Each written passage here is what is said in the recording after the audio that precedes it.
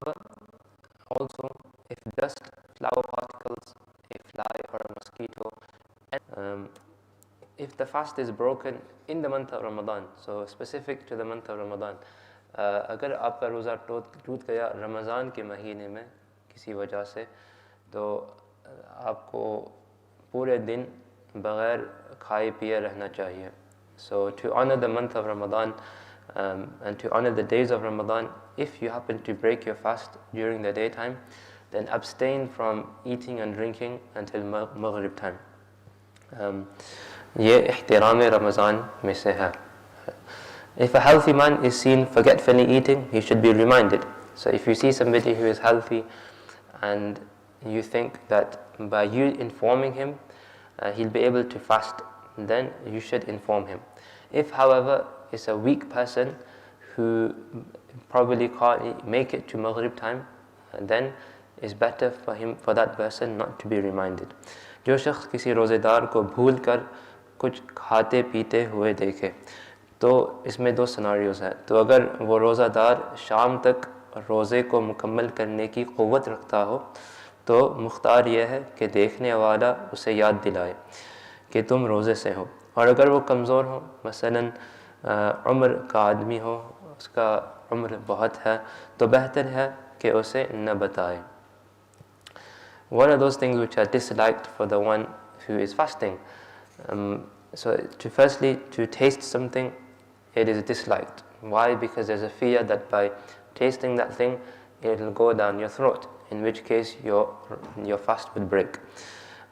So बिला ज़रूरत कोई चीज़ चखना ये मकरूह है, क्योंकि इसमें शक है, इसमें गुमान है कि आपके हलक़ के नीचे कुछ उतर जाएगा और इससे आपका रोज़ा टूट जाएगा.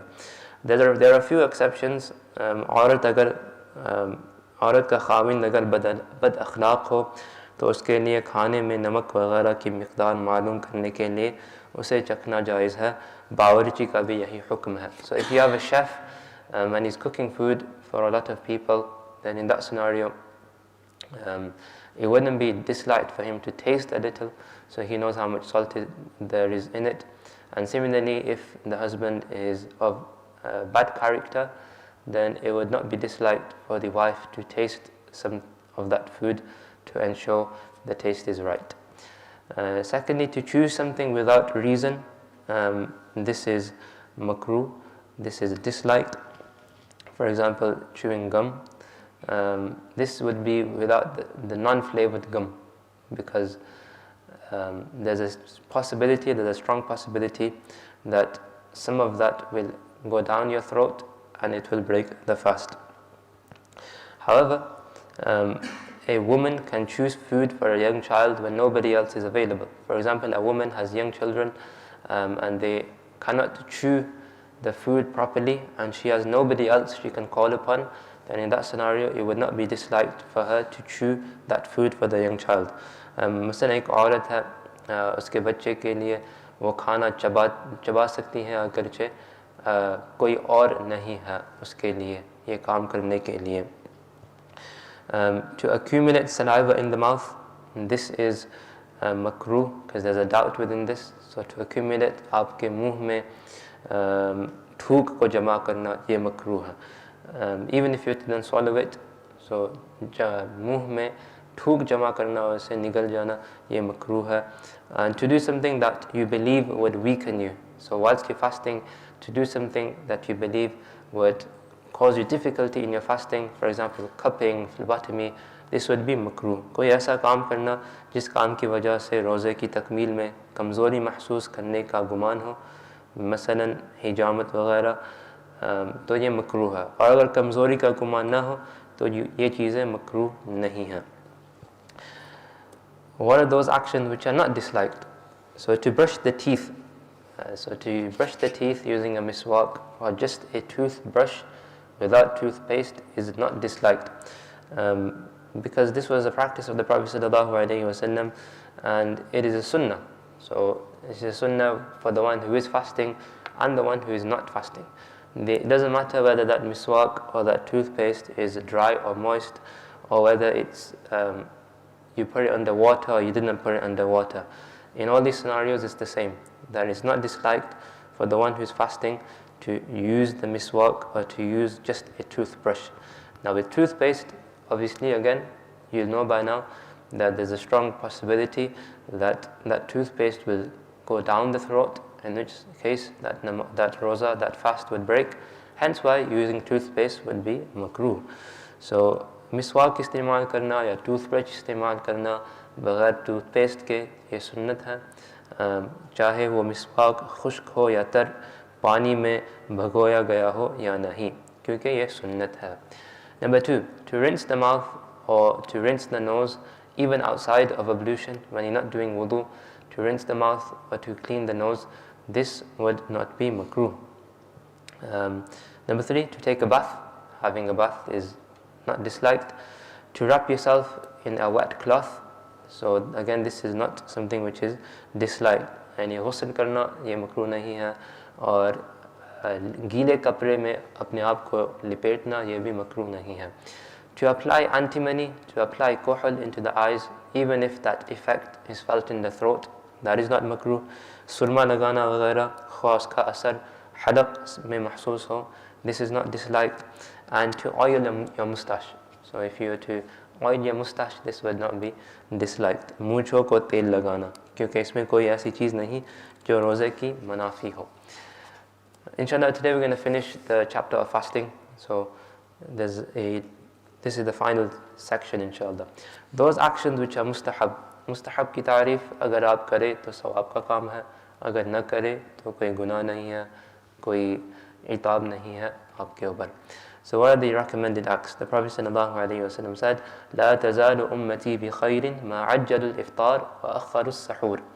My followers will remain in goodness, they will remain in doing something good, so long as they hasten in breaking the fast, so doing iftari early, and delay the pre-dawn meal, and delay the sahur. So once you are certain that the sun has set, then you should hasten in iftar and break your fast. And when it comes to sahur, then just before Fajr time, it's better to do sahur at that time. You should break the fast with something moist, something sweet, or just water. For example, to have dates in an odd number. तो नबी करीम अलैहिस्सलाम ने इरशाद फरमाया, मेरी उम्मत उस वक्त तक भलाई में रहेगी जब तक वो रोज़े इफ्तार करने में जल्दी करेंगे और सहरी खाने में ताख़ीर करेंगे. रोज़े तोड़ने के वक्त यानी इफ्तार को जल्दी करे और सहूर को ताख़ीर करे फजर से पहले. रोज़ा ताज़ा खजूर, मीठी चीज़ और पानी से इफ्तार किया जाए, और जिस चीज़ से इफ्तार किया जाए ये मुस्तहब है कि वो ताक़ अदद में हो, 3 या ज़्यादा.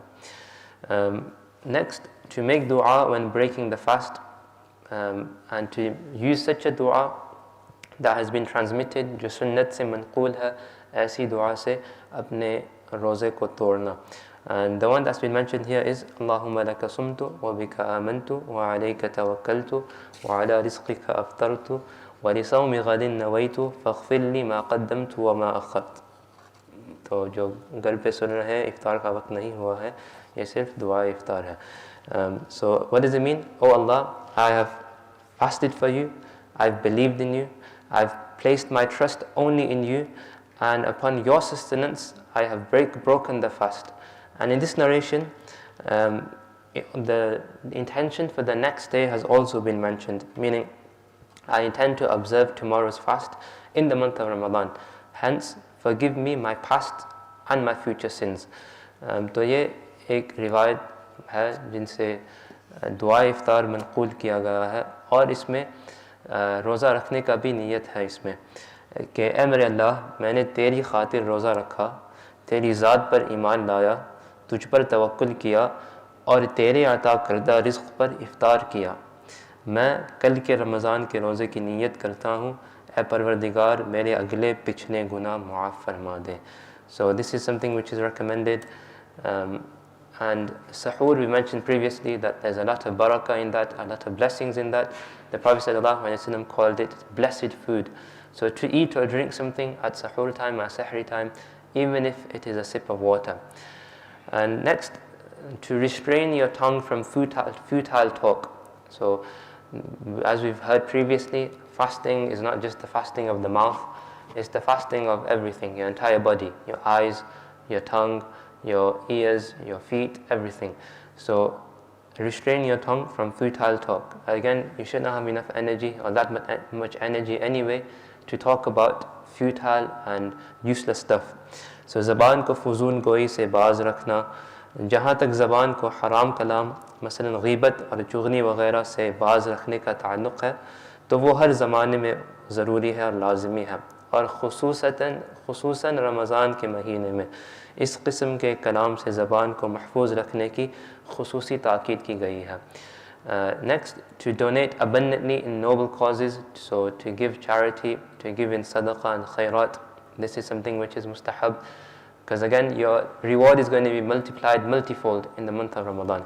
And finally, रात और दिन में जितना मुमकिन हो हुसूल इल्म, तिलावत कुरान, ज़िक्र और नबी करीम सल्लल्लाहु अलैहि वसल्लम पर दुरूद शरीफ पढ़ने में मसरूफ़ रहना, क्योंकि ये कुरान शरीफ ही का महीना है.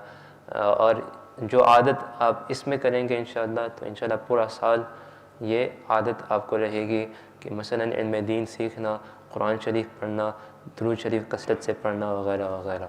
और फजूल कलाम भी इंशाअल्लाह अगर आप इस महीने में इससे महफूज रहेंगे तो इंशाअल्लाह पूरा साल रमज़ान की बरकत से आप इन बुरे अफ़आल से महफूज रहेंगे इंशाअल्लाह ताला. So tomorrow next session we'll go through i'tikaf, retreat, the types of i'tikaf, and the reasons when it's permitted to leave the mosque, that which invalidates the retreat, and the disliked actions of i'tikaf and the mustahabs of i'tikaf. May Allah subhanahu wa ta'ala allow us to continue seeking knowledge, especially in this blessed month. Accept our gathering here today and listening today, and make us those that our fasting is pure from the inward and outward deficiencies. Ameen wa sallallahu ala sayyidina Muhammad wa ala alihi wa sahbihi ajma'in. Rahmatika ya arhamar rahimin.